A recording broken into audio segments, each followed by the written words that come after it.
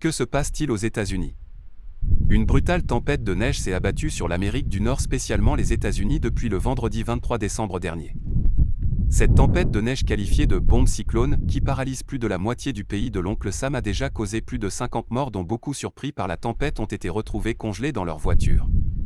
Dans certaines villes comme Buffalo dans l'État de New York, toutes les activités sont bloquées.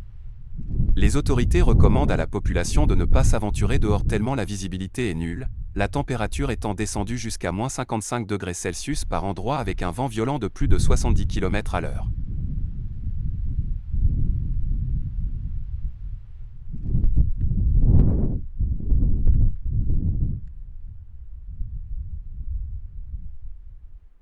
Dans ces conditions extrêmes, les secours n'arrivent pas et les autorités redoutent un bilan catastrophique.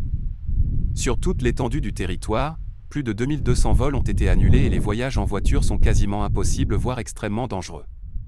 Même si la météo prévoit une amélioration dans les jours à venir, la prudence est de règle.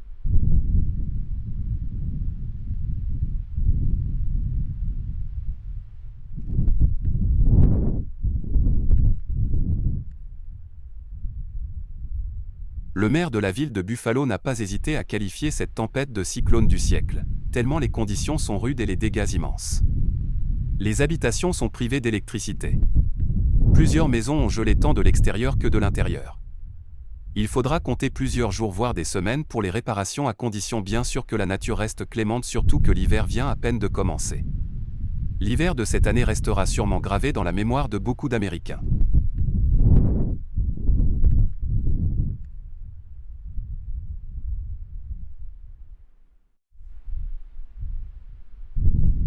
Pour beaucoup d'Américains, surtout la jeune génération, c'est du jamais vu.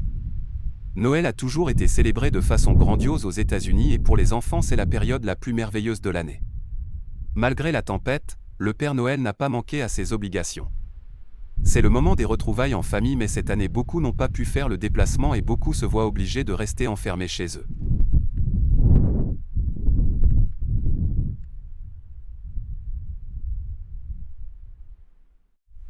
À l'heure où nous vous parlons, des conditions semblables sont signalées dans certaines villes du Canada et du Japon.